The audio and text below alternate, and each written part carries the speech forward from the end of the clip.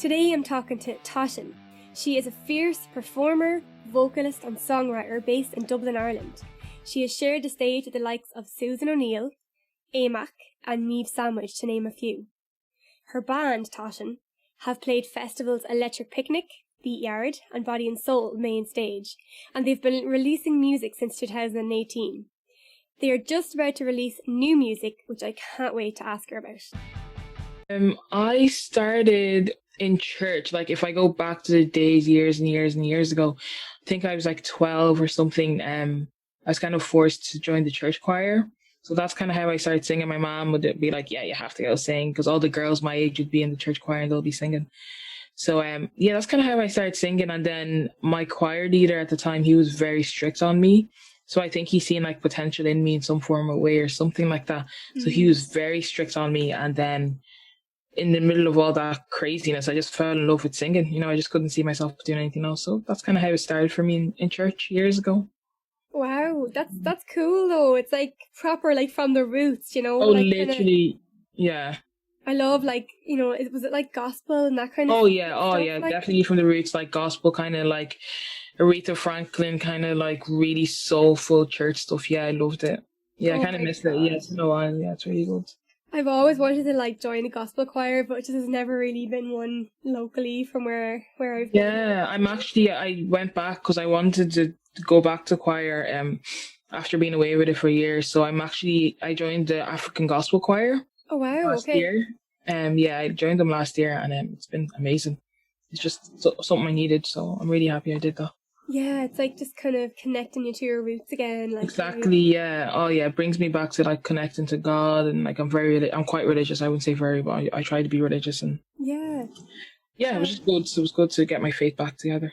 Wow, yeah. At this time in what's happening now in the world, like we kind of need to have faith in something, you know. Of course, yeah. Something to kind of keep us focused and give us hope, and 100%, yeah. You know. And how has it worked online? Have you been able to has it been like?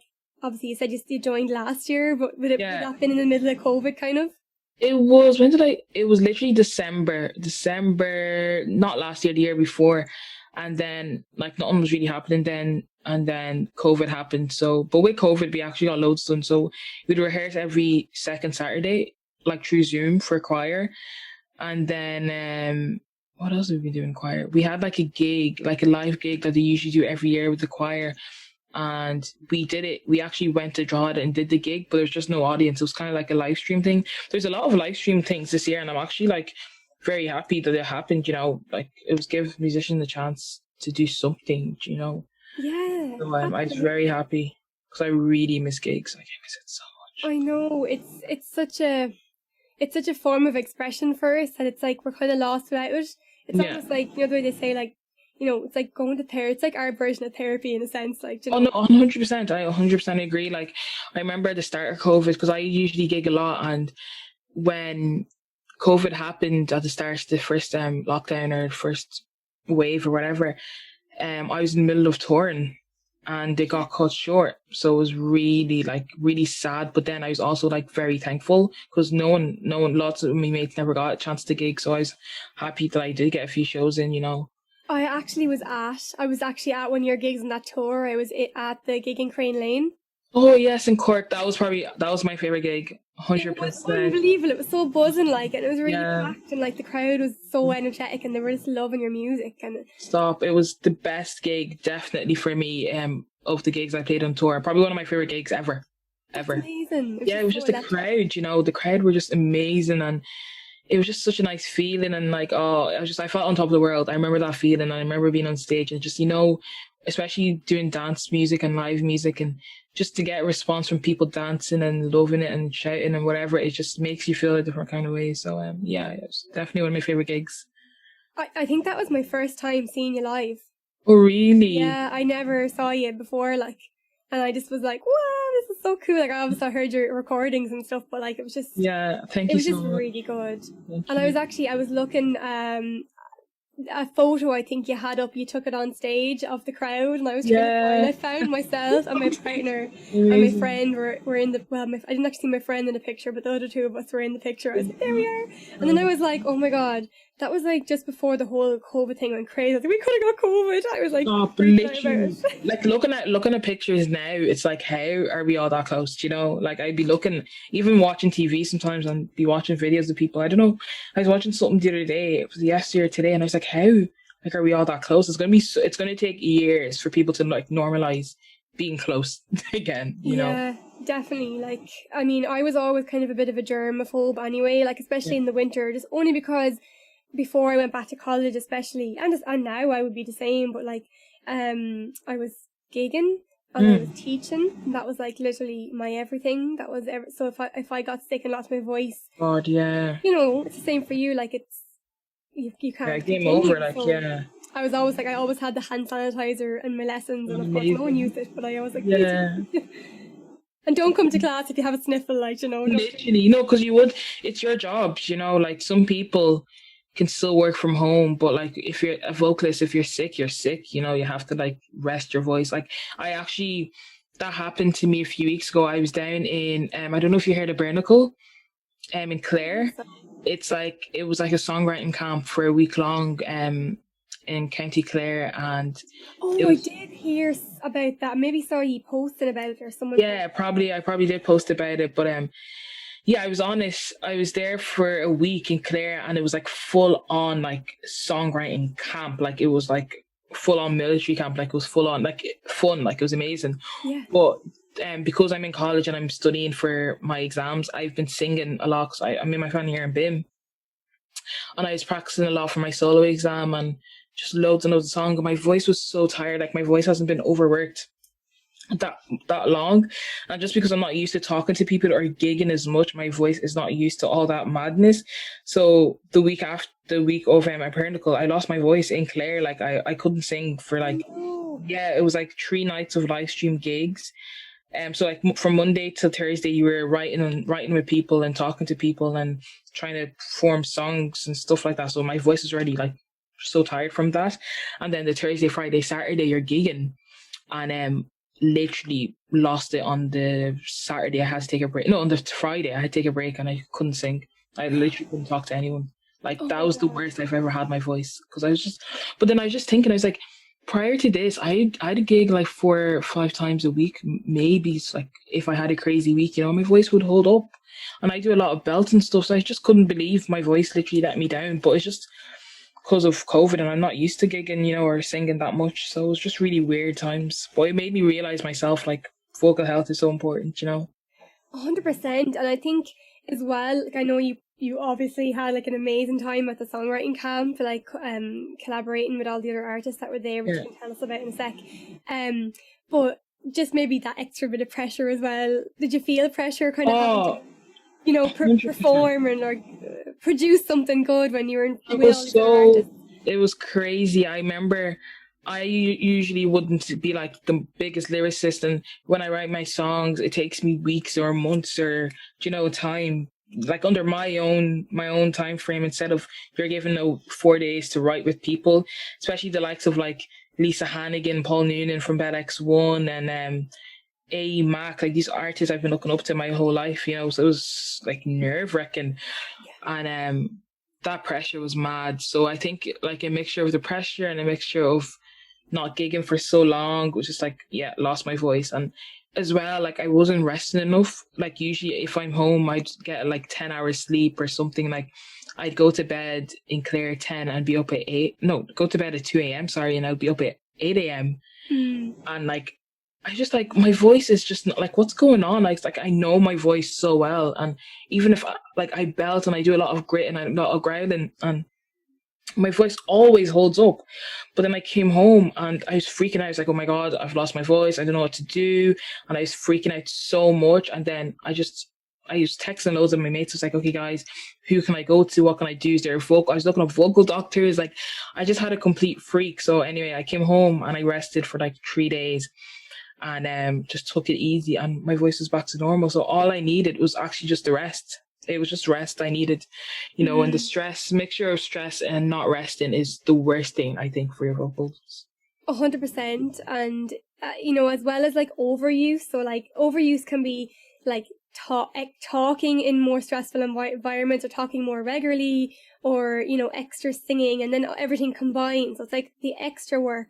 But then you can actually get like muscle tension as well from maybe just being a little bit anxious and kind of on edge and kind of like trying to, you know, do It's a things mixture right. of everything, yeah. Yeah, and that Like, can make you it hard. never happened before, so I don't want to say I'm happy, but I'm kind of glad it kind of happened.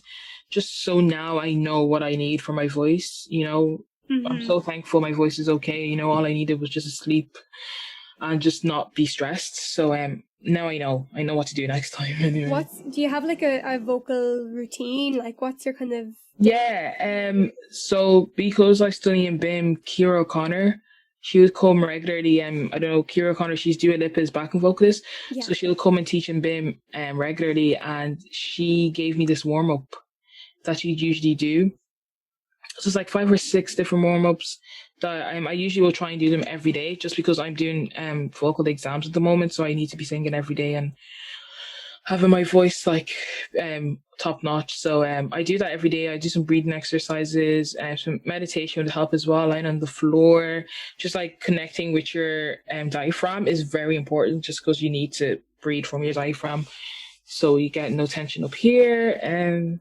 That's kind of what I do. I actually would drink a lot of warm water or hot, kind of semi-hot water with apple cider vinegar, some ginger, some honey, turmeric.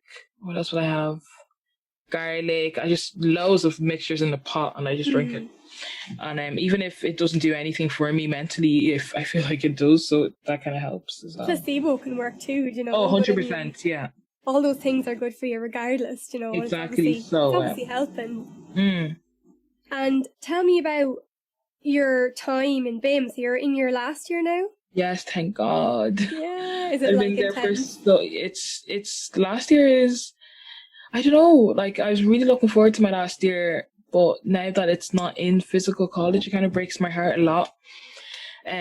Just because I've been in BIMM, this is my 6th year in BIMM, because I did the PLC, not the PLC, the diploma. The CPD. CPD, yeah. God, I could not see. It's been that long. I did CPD, and I did CPD for 2 years. The first time round, I failed music theory, and I had to repeat the module. The year after, I think that's when I kind of met you in BIMM. Maybe I think you were there the second year. I was doing the CPD as well. Yeah. Yeah, I think it was my second CPD you were in, and yeah, it definitely was, because I remember seeing you at the CPD gig in the Tivoli or something that used to be called. Yeah, that's definitely where I met you. But yeah, so I did CPD 1, then I did the repeat in CPD 2, and then I did first year, second year, third year, and I'm in my final year. So I'm kind of like BIMMed out. I'm ready to just fly. Exactly. I'm ready to just. Oh, I have so much plans, you know, for after BIMM. So I really want to just finish my degree, please God, pass my degree, do good, and then like dive into the world of music. And I'm just ready. I'm so ready, like, you know. But BIMM has been great. I've learned so many things. I've met like all my best friends, so much connections. Like I probably wouldn't be here sitting with you if I didn't go to BIMM, you know. So BIMM has been, it's been amazing. It's been like, without BIMM there wouldn't be a Toshín. So I'm so grateful for BIMM. I'm so grateful. So what has BIMM given you the most? What have you taken? What's the one biggest thing that you've taken away from it? Networking, 100%. It's just, as I said before, everything I do, everyone I know, if I didn't go to BIMM and network and just, I said yes to everything, and I just went to everything, went to all the gigs. If someone asked me, oh, will you do backing vocals, will you be in my band? Yes. And then I'd get something else from that. It was just literally like a connection, like links. It was just a link to link to link to link to link. So of course the teaching and the tutors and the friends has been amazing, but the biggest thing for me, it's 100% the connections. 100%. Yeah, because without the connections there would be no work. Oh no work. My whole band was met from connections. So so your whole band is from BIMM? Oh, all from BIMM. Yeah, and are you all in the same year, or are you from different years, or? No, so some of us graduated, some of us dropped out, and me and Lewis are, I'm so sorry. That's me all right. and Lewis are in our final years. Okay, cool. So I know Taran He's your Yeah. guitarist, right? And he was Yeah. in like, and what was the band he was in? The Megacone? No. Bicurious. Bicurious, yeah. Yes. He was in another band before that as well, wasn't he? Yeah, he was. Oh, I can't remember what they're called. I remember really liking them, but I actually can't remember what they were called either. Yeah, oh, that's so annoying. But Bicurious are amazing too. Like, oh, Bicurious are so good. Taran actually, with COVID now, he actually left the band, so no one really knows. We haven't really announced that. Yes, for sure. You can get the down low, but Taran. There you go. You heard it here first, guys. Exactly. Yeah, he left the band a few months ago, just with COVID and all. I think everyone kind of realized, different things, and a lot of things have changed. So we are actually working with a new guitar player at the moment. So we're just doing a few bits with him and see if he fits the band. Our drummer left as well, and our saxophone player left as well. So it's kind of a new thing for Toshín. So we were talking about the band, and I was asking about everyone you met in your band is from college, and you were saying you've got a few lineup changes. But I know you have some other things to talk about, like the change in direction of music and stuff like that. We can talk about that like maybe close to the end. Yeah. But I might hop back to the songwriting camp that you did and tell us about that and what it was like working with all those artists. It was life-changing. I went to Clare, and no one has ever heard of Hibernacle, and it hasn't been a thing till this year, and I didn't even know what to expect, but it was, honest to God, it was actually like a life-changing week for me. I came back wanting to quit my job and just dive into music full-time, and like I'm so excited to like finish college.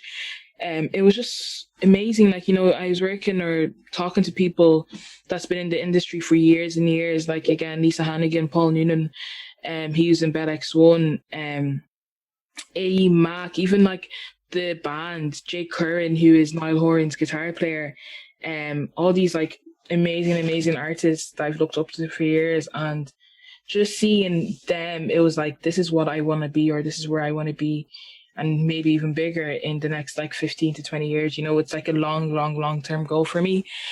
And I just gained so much wisdom and knowledge from them as well, and not even only in like music, just in like life lessons. It was just I just can't believe Una Malloy, Taran Plouzane-Brady just created something. I don't even think she expected the outcome herself.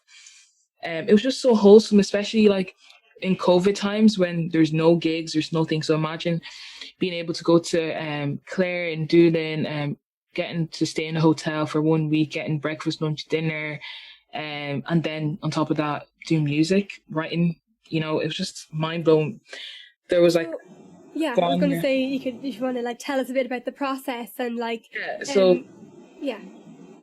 Monday to Thursday or Monday to Wednesday, there was like 6 to 7 breakout rooms, and it was obviously all COVID. COVID compliant. Thank you, that word.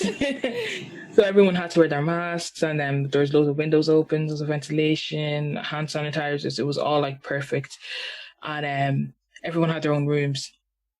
But for songwriting, it was kind of like dating. It was kind of like I don't know, music dating app kind of thing. So you meet people and be like, hey, I want to write a song with you. And then you book a room. So then there's like 8 rooms, and then we all booked anyone who I wanted to write with. So I wrote with Hannes, Nilo, Felicia Speaks, and I collaborated with Neve from Ham Sandwich and AeMak. That's so cool. And I think Sun as well, Susan O'Neill.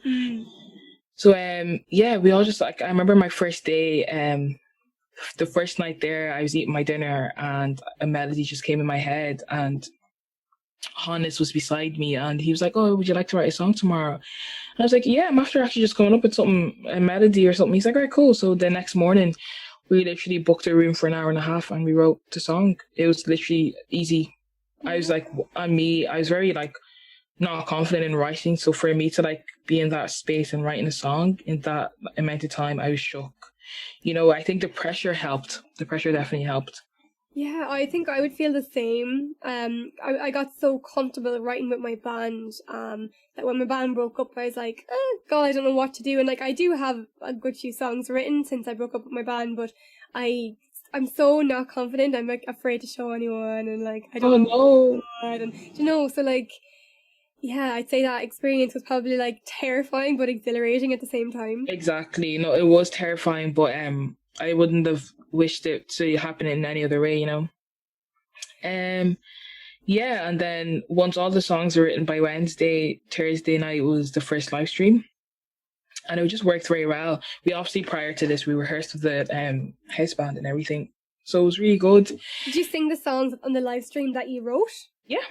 That's so cool. Yeah, it was really cool. And then like some of us did covers, or I did one of my songs from Toshín. So that's where AeMak and Susan O'Neill and Neve they did backing vocals and kind of joint vocals on that track. I've seen the video actually. Yeah. But yeah, it was just so cool. It was so cool. Amazing. And then have you kept in touch with any of these people? Yeah. We still all have the group chat, so we're all chatting in, and if we have any new like releases or anything, we'll all just post it in, and everyone was just I was actually talking to one of the girls today, Felicia, just seeing how she's keeping. So yeah, it's pretty good. I hopefully they bring it back next year and I can go. That's so cool. I think they have something similar in America. Like I think it's called Ultimate Artists, and they like do like all these workshops for performers and songwriting. Like workshops, there's probably loads of them all over the place, but like it's really nice that that's the one in Ireland, and you know, you kind of meet people like that. And it was the first year. It was the first year, yeah. It was great. Like I do it every month if I could, but it's actually nice that it was towards Christmas because it was just something to look forward to. Yeah, and I know you did quite a few live streams actually over the year. How did that come about, or did you just get approached, or did you have to apply, or how does that work? I think we were approached for most of them, just because personally I wouldn't be a live stream kind of person, just because I love my 8-piece band behind me, you know, that kind of thing. So I would never insinuate to like, oh, I'm going to do a live stream, and I just felt like I'd be very confident with a crowd to bounce off, but like without a crowd, God, my confidence would be gone. So I know we did Ireland Music Week. So we were asked to do that one, which was really good. It was amazing, like, because there was like loads of cameras, and as well as just like getting to perform on the stage again. You know, we got like live videos out of it. Wow, that's great. And also those videos got to go on RTE. The RTE's, you know, the streaming. The player. God, my words are very bad. Yeah. So I got to go on RTE player. So like, so much things came out of live streams this year, and I've always wanted to play Ireland Music Week, so to play it in this form of way was amazing. It's cool. I've seen your name popping up so much over the year, and I don't know, like I never used to watch TV, so maybe I missed a lot of stuff, but like we started watching the RTE player actually during lockdown and everything, and what I noticed was there was so much support for like Irish artists, and I don't know, is that a new thing, or has that been the case for a while, or am I just completely... I think it's a new thing just because there's no gigs. You know, because I've never seen it. I've been in the industry now for like 4 years, and this is the first I've seen of the kind of support we're getting this year, which is amazing. The grants and everything, you know. Yeah. It's overwhelming, and I'm so thankful to be part of this, you know. I'm so thankful. Did you guys apply for a grant? We didn't actually apply for a grant just because we were going through that change with the band, and it just wouldn't have been the right decision. So I just kind of left it, you know, because some people I know who got the grant, they're given a time frame. You need to have like stuff released in the next couple of months, and it was just been useless for us, like in the moment of time, like, you know. Yeah. So hopefully it comes about again, and I'm more settled and I can apply for it, please God. Yeah, it's awesome, but you know, at the end of the day, like you can get you get approached because you have the product, like you have a good product. Your music is just so quality. Like I love it. Like I love like Motown and soul and gospel and all that stuff. Like so, it's really up my alley. Where did you record your albums, and how did you plan a tour? So I recorded my EP. Like, we've recorded in so many different places, but for the EP, we recorded in Pocket Studios. I think I can't even remember where it is. It's close to Malahide, but a guy called Rob Kennedy, who went to BIMM also. He owns the studio, and I got the contact from Zapho. She produced my EP. She also went to BIMM, and that's how I kind of met her.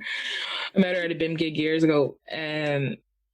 So I recorded that in Pocket Studios, and it was mixed by James Darkin from Black Mountain Studios up in Dundalk, and it was mastered by Pete. I can't even remember Pete's second name, but I just know he's called Pete, and he's mastered for loads of the album if you need to know, guys. Exactly. We recorded that. It was very last minute, the EP. Like, of course, everything Toshín does is last minute. It's so bad. But it was recorded last minute, like 2 years ago in Pocket Studios. We recorded the entire EP over 4 days, and it was mixed in like 2 weeks. And then maybe less than a month later, it was released. It was just a madness. It was like the most stressful 4 weeks of my life. But I felt like working under pressure, I get the most and the best. Yeah, like I think that's amazing that you were able to just throw it out like that. Because like when my band recorded, we recorded our album over the space of 1.5 years.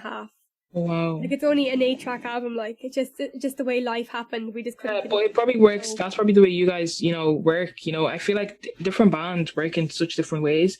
Even now, like we say to ourselves, like, okay, like we know we want to release a single, so we'll give ourselves a year, but we'll still do it last minute. It's just us, and that's the way we work best under pressure. It's working for you so far, so.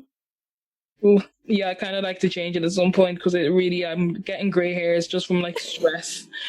I work under stress, like even with college work and everything, like if it's not due like 3 days prior, I'm not going to I need to give myself 3 days to work on it. That's when I'll get the best results, Yeah, it's difficult to motivate yourself without a deadline. Literally. Within reach almost. I know, I'm so scared for my thesis because I really need to start working on it because it's so close. You'll get there. You've made it this far doing it this way, so you'll get there. He's gone. Cool. So tell me about how much support has BIMM given you? How supportive has BIMM as an institution for their students? BIMM have been super supportive. Like even like little opportunities that look little to other people, but for me is huge, is like the end of term gigs and the Live and Lyrical gigs, because that's how I met my band, by just asking them like, oh, would you like to play this song for end of term? And that's how I met them. So the opportunities, like just having those wee gigs, having us play at like open days, having us play at like any big actually we got the Great Escape Festival. Yeah, we got that gig, but we obviously couldn't play it because of COVID. But BIMM was the ones who recommended us to the Great Escape, so they've been so supportive, and I just don't think I'd be where I am today if it wasn't for BIMM and the tutors and James Byrne, Anne-Marie Shields, Shelley, just Tina, just so many people in BIMM. I'm so grateful for Alan, like just so many people in BIMM. I can't believe I'm leaving and not getting to actually physically see them. Hopefully I get to see them at some stage, but I'm sure you'll keep in touch, and like the industry is a small place in Ireland, so like, you'll probably keep meeting them in different situations as time goes on. And exactly. How much support have you gotten from the industry in general, or where do you feel like there could be more support? What's your thoughts on kind of support from the industry in general? I think the industry they're doing okay. Like the music industry is okay. I wouldn't be like the people who have supported Toshín so far. I'm so grateful for, like the likes of John Barker and 98 FM. He's been so supportive. But sometimes I wish the industry could be a tiny bit better in terms of communication. Just because as an independent artist, I pay for everything myself. Like all the money from the gigs, we don't pay ourselves as the band. It all goes back into recording and the music. So, just for the likes of like PR and stuff, I wouldn't be able to afford PR myself. So I was actually kind of ranting about this on Instagram the other day.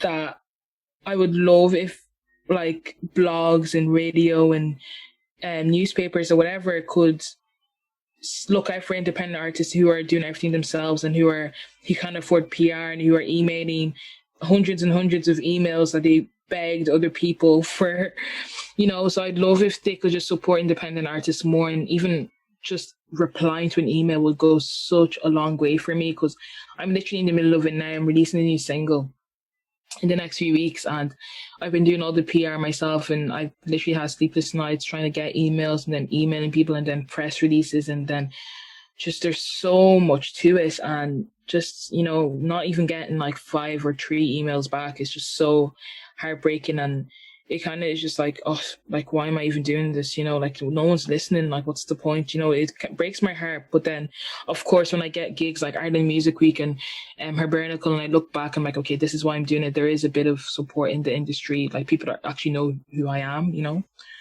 Do you think that part of that kind of lack of communication is maybe because these people who are getting overwhelmed with emails, like, how could they possibly reply?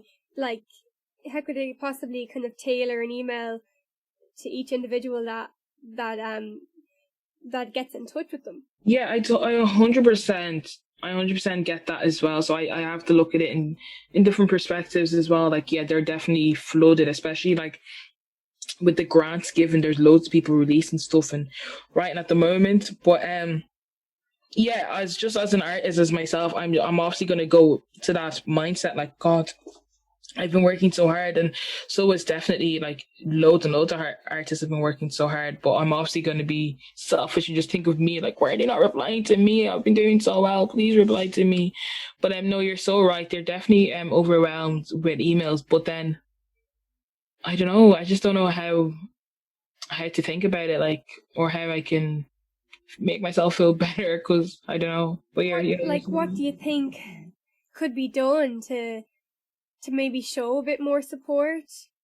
Like, one thing that I would think of just off the top of my head is like, let's say like anyone who is maybe applying for things that don't get it, or sending out emails and they're not getting replied to, maybe those people should be put into kind of like a little like pool or whatever, and maybe those people, then there should be like a team of people that reaches out to those artists. Yeah, I was thinking that as well. To maybe offer advice, maybe a career advice, or maybe give you tips on how to do better next time, or 100%. Something like that. Yeah, I know. The past 3 years I applied for Ireland Music Week and I didn't get them. Angela Dorn, she'd actually personally ring you and tell you, okay, this is why you didn't get it. Maybe work on this, maybe work on this. And that literally went so far for me. And the next year we got the gig. So, people replying, I know people are so busy and there's overflow of emails, but just, I think some blogs and some radio should definitely look into trying their very best to reply to people, even if it's just like a 1-line email, like, okay, I'm so sorry, maybe next time try again. Even just like, maybe next time try again motivates me, like, okay, they seen it, at least they seen my song or email or my press release, because it kind of feels like, why am I working this hard if no one's going to see it? It took me 4 hours to write up this press release and design it and putting all my effort, so it's kind of disheartening.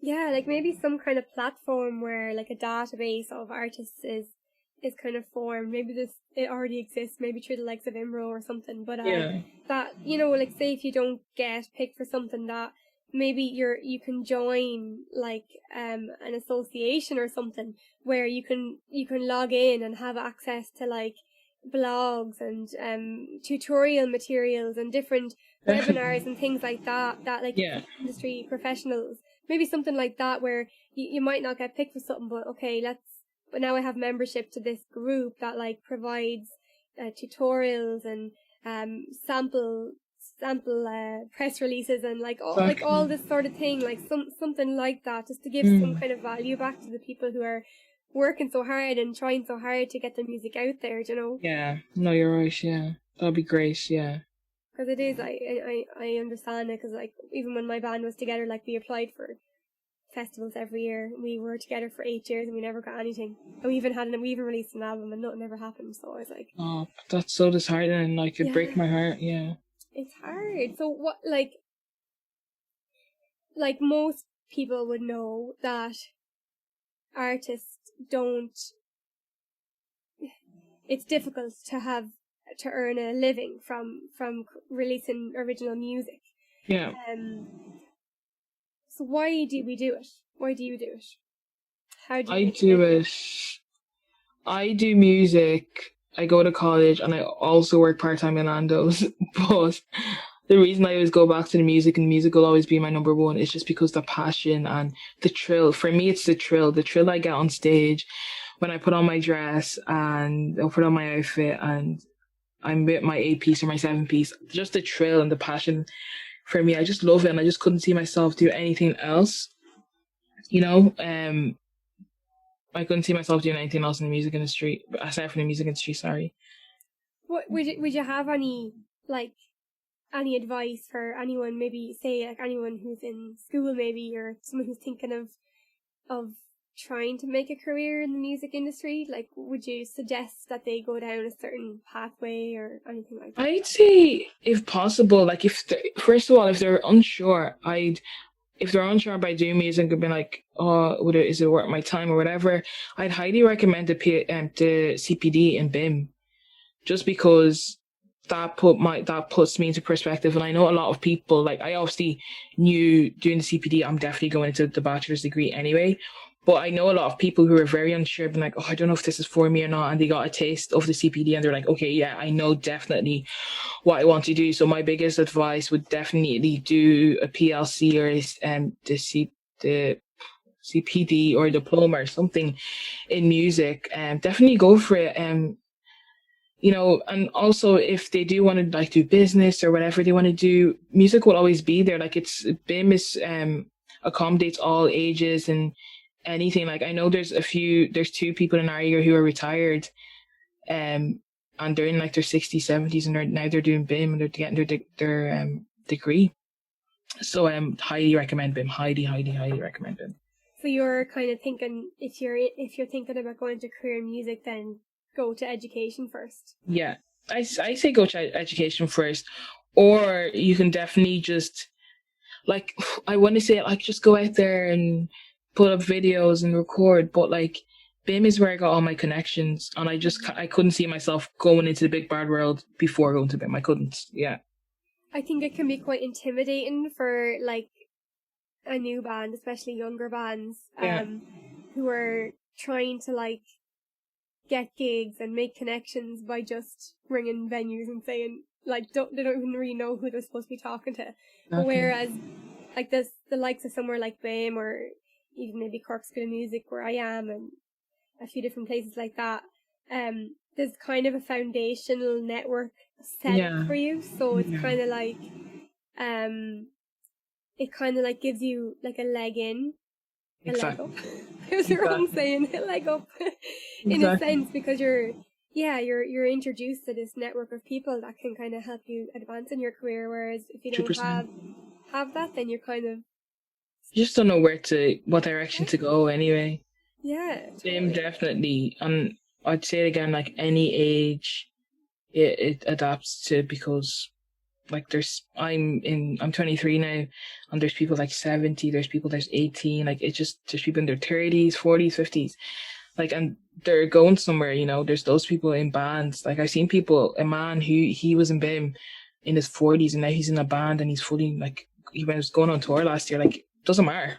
It doesn't really matter. No, it doesn't. As I said, I'm in my 30s now and I'm back in college, so you really can go back whenever you want, if that's what you want to do. You know, if you want to do a degree or go back and study or whatever, like, you can do it whenever, you know, as long as it suits you in your life. Exactly.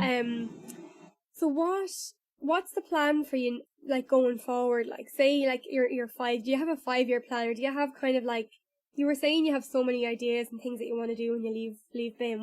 What's happening after your I obviously want to be gigging and still be in Toshin. Like, Toshin is my goal for like at least 10 years anyway, to be in that band and develop the band no matter what happens, no matter who leaves, no matter who stays. I still want to do Toshin. But aside from that, this kind of inspired in my day job. So I'd work in Nando's as a coordinator.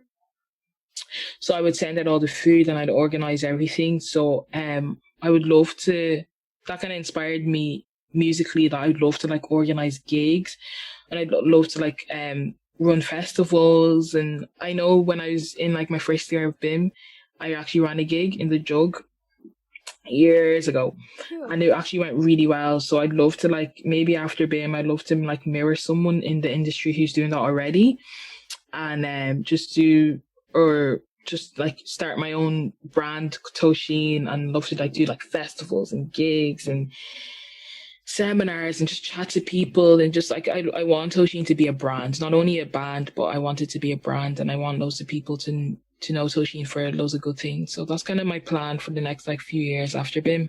I don't know how it's gonna happen, but please God, it happens in some form of way. Yeah, well, I mean, that all sounds like great. Like, it sounds really exciting, and I think, you know, we might go study a degree in music, but those degrees can open up so many doors, like events management and exactly that side of things, like, you know, or even would you ever think of going back and lecturing in colleges or anything like that? I'd love to do some teaching. I don't know if I'll be cut out for it, but I would love to do it. I'd love to like, I'm saying that I'd love to do a master's, but I just don't think I can go back to college for another while. So maybe in like the future, I might go back and do a master's. But maybe I was looking to do a diploma in business or something, just to get myself for like events planning or something along those lines, just to get another I can't speak today. It's grand. There's something, on my back. Yeah, But definitely. Well, I kind of did the same. I like throughout my 20s, I did lots of different diplomas because I was kind of trying to like get a little bit better at this, get a little bit better at that. Like, and I did like an events management course actually. Amazing. Oh, good. Psychology course. I did performing arts, songwriting. Wow. I've done so many diplomas, which eventually then decided to go back and do my degree. But for the same reasons, I just thought, well, if I'm going to be in a band and I'm going to be self-managing, then events management probably is a good thing to study and get to know you're about. so right, yeah. Because I think a lot of artists are not so business minded. No. I think that's like really important in this day and age. Like, 100%, yeah. Was there much weight put on that side of the industry when you were in college? Like, was there much weight put on the side of like business management and like kind of knowing that side of things? Yeah, in first and second year, there's a business module that's compulsory. So, I that was my favorite module. That's when I knew like I wanted to do like the business, be in the business as well. That's kind of part of why we don't have a manager right now. And I'm kind of managing things myself. Like, but now it's kind of getting too much that okay, I do need a manager. But I kind of enjoyed being in control and doing this and doing that, and I learned all of that in my first and second year in BIMM. And now in my final year, I picked the business module, which is really, really good. It's taught by Mick Rowe, who's he's a genius, So yeah, business is very, very important. Without business, I just don't think you'd survive as a band. Like a decent knowledge of business. Definitely, it's difficult. Some people are just kind of like wired that way to kind of want to know about that stuff. Like, you probably always had a little bit of an entrepreneurial streak on you, whereas some people just aren't. But that's okay, because I mean, I think you're doing the right thing as well, though. Like, self-managing until it gets too much, and then look for someone to kind of support you. Yeah. So, what was I going to say? So you have a new single coming out soon. We do. I was spying on your Instagram stories recently, and I seen you talking about maybe a slight change in musical direction. Yeah. Do you want to tell us a little bit about that without any spoilers, if you don't want to spoil anything? Or? Oh, you're grand. Just with us losing our guitar player and one of our saxophone players and our drummer, and just getting in new people, there's definitely going to be a form of change in some kind of way. So Taran, who was kind of the main writer with myself, he would play a lot of rock music and very like rock influenced the band. So with Taran gone, it's going to be such a different dynamic writing wise, just because no one really has that rock element. So and when I started Toshín, the goal was kind of soul, R&B, Motown kind of vibe. So I feel like now that Taran's gone, maybe we can actually just dive really into that soul and R&B kind of vibe, but still also try and stay true to ourselves in the rock element, because I really enjoyed going mental on stage and singing. The fierceness of it, like. Yeah, I loved it. So I'm kind of happy the new song we're going to release is kind of R&B soulish, but it kind of made me realize that, yes, I've dived into what I kind of wanted to dive in, but it kind of made me realize that I really want to stay in the rock kind of heavy funk element. So I'm happy I dived into it, but it kind of made me realize that, no, I think Toshín might stick to the rock kind of funky element. It might not be the same, obviously, because Taran's not there to write, but we're going to try our very best to keep it in the same kind of loop.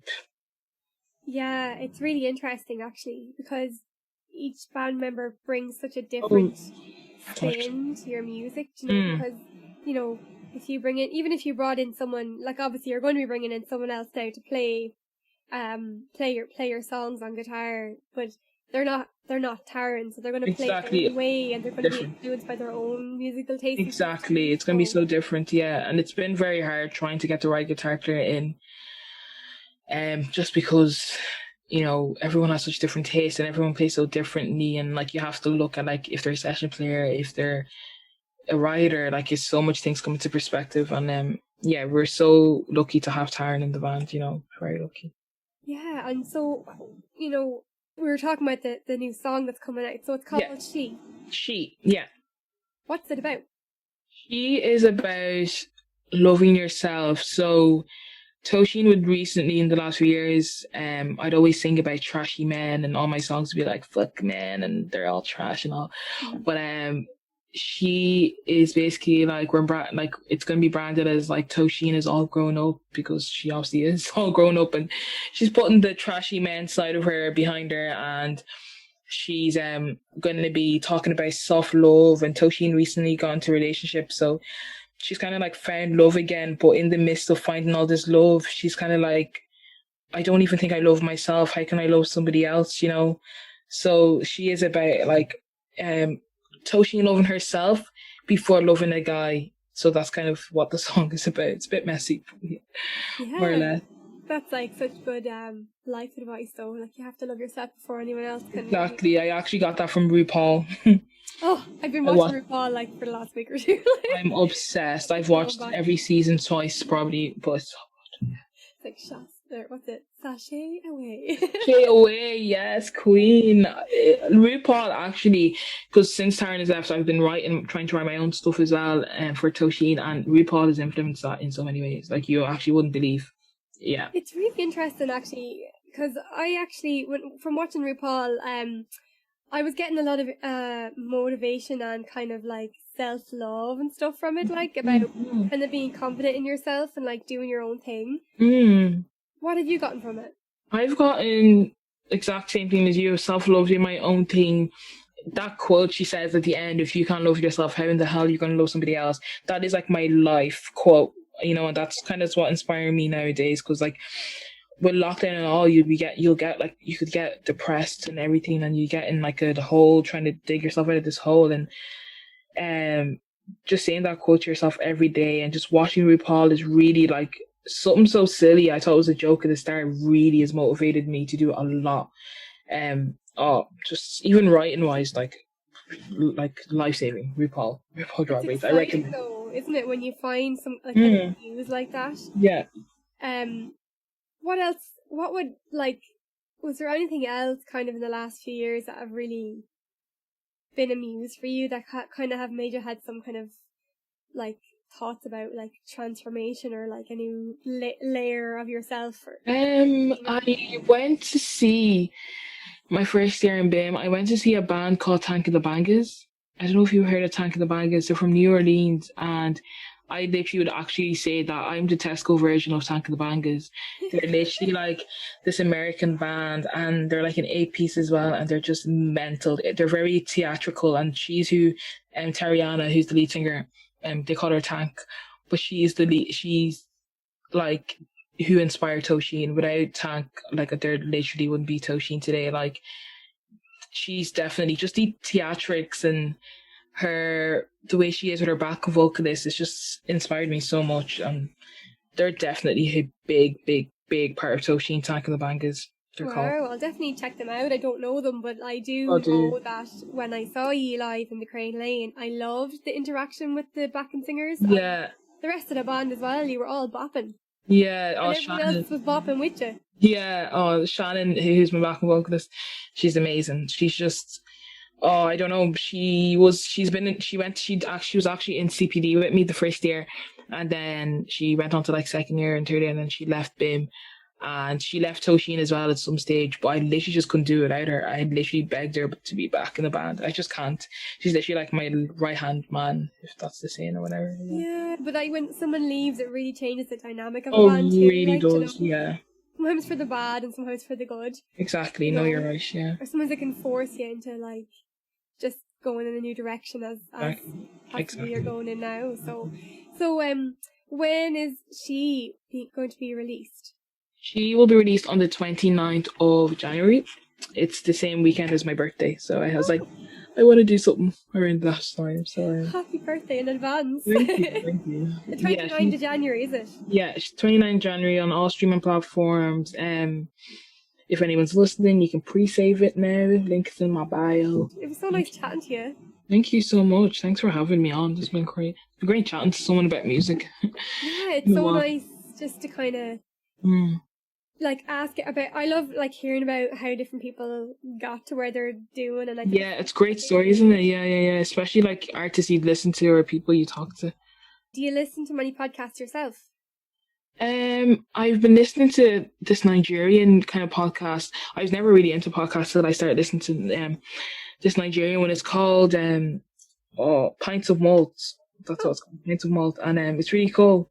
It's just about four lads, and they just talk about like their Nigerian experiences and stuff. So it's really entertaining for me.